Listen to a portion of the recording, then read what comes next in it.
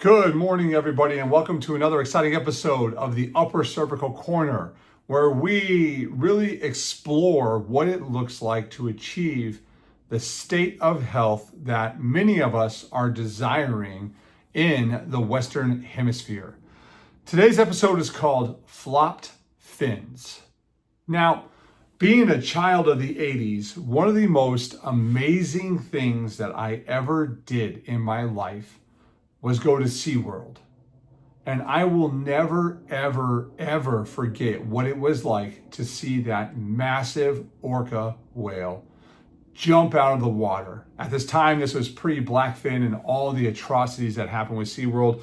This was the rage of the day, right? These are where the trainers are in the water. They're standing on the nose of the giant orca, coming out, doing flips, all these amazing things. And as a young child, I was enamored, I was fascinated, I was blown away. And I really remember probably like after the movie Free Willy came out, there was this phase where they started talking about the fact that an orca's fin, instead of being straight up and down, was flopped when they are in captivity.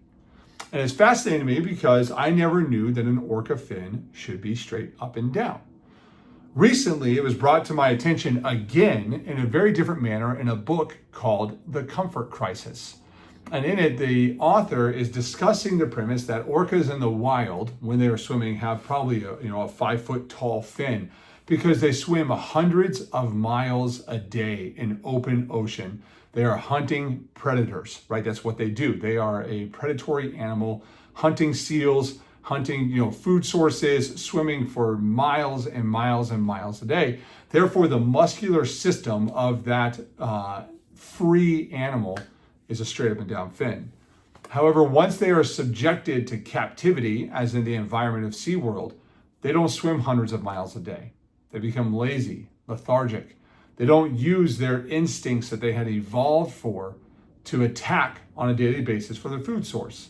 Why would they when you're hand-fed salmon and performing in front of thousands of people on a daily basis?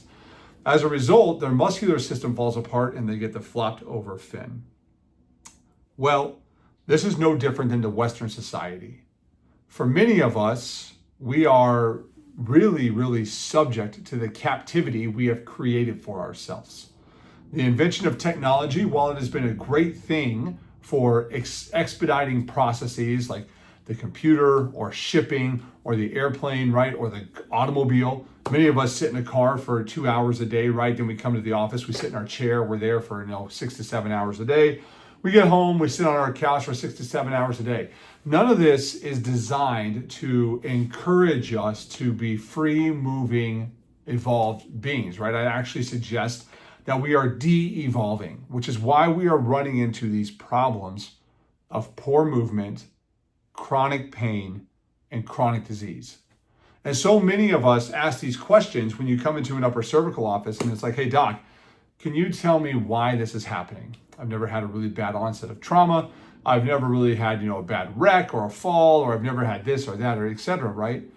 But when you start to think about the idea of the captive processes that we have generated in our lifestyle choices, we have severely de-evolved our ability to be a human, right? Many of us treat the gym as a 30-minute checklist item. It's no longer a part of our everyday survival. We're not, covering the mountainous terrain hunting deer. We are driving in a car in a seated position, which really turns off or inhibits your muscular structure that allows you to sit there for an hour at a time, right? Sitting in traffic. And then you get to your office, you sit in the chair, which inhibits your spinal musculature. Then you go do this and that and all these other things that involve a lazy ability of life, which de-evolves you, which takes away your ability to be a survival being and actually promotes a chronic inflammatory state. So today, my encouragement to you on this upper cervical corner is that if we are going to change and shift our paradigm with how we view health, many things have to be done. And I think that the many things that have to be done are very, very small, but they are very common sense oriented, and that they should give you the space that over time you can take yourself back into that highly evolved state. You don't need to sit for hours on end, right? I'd actually suggest maybe you sit for about 20 minutes at a time and then you get up and you walk around for 10 minutes. And yeah, if that timer you have to set on your iPhone is going to be what you have to do to remind yourself to get up and move, then you got to do it. I think every single day you need to be under a weight-bearing walk. That means like if you're a guy, you need to have 30 to 40 pounds on your back, walking for about an hour without any technology attached to you. No iPhone, no Apple Watch, no Beats pods in your ears, right? You just need to go out and be in the environment for an hour at a time. Maybe 2 hours some Saturdays, maybe 4 hours some Saturdays, right? You need to have the ability to move weights, right? You need to do push-ups, you got to do pull-ups, you got to do things that involve using this beautiful body that we've been given and designed to do. And see, the thing that I can really shift my paradigm on this is that if somebody asks me why they are chronically ill, my first question I want to ask you is, what does your sleep schedule look like? My second question I want to ask you is, what does your screen time look like? My third question I want to ask you is, what does your sedentary lifestyle look like? Those three things together can probably paint for you the picture, because I guarantee you the average number of you have 5+ hours on your phone behind a screen. You have less than, I would say step count, that's the other one. Less than 8,000 steps a day. You're probably sitting there, around 3 to 4, which is the average American. And you wonder why you're fat, why you're chronically sick, and why you are having all these problems, and nobody is able to help you. No pharmaceutical intervention, no surgery, no diet regime is going to solve your answers. You are going to have to reclaim your freedom that we evolved to have. In order to do that, you will have to be contra what the world sells you. Is it good to go to the gym? Absolutely. Is it good to follow a diet? Absolutely. But do we get lost in the weeds more often than not? 100%. I think some very simple things that we could implement in our lives would allow us to figure out the ways to reclaim what is our natural birthright of being healthy. Now, in the meantime, when we think about this, it's not going to happen overnight.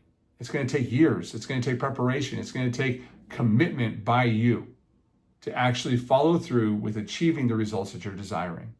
Can Upper Cervical Care help you set up your neurological state to shift out of that chronic inflammatory fight or flight and into that balanced neurological environment?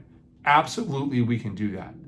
However, you have to help us with the lifestyle decisions that you are making so that they support the opportunity for you to actually thrive.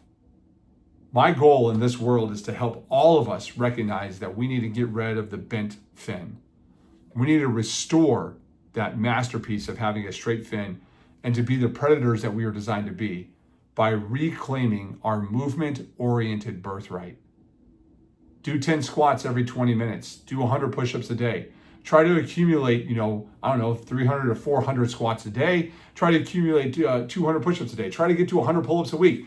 Do things that stress your body to allow you to actually move, because it has actually been shown that movement reduces pain and better expresses the quality of health that you are desiring.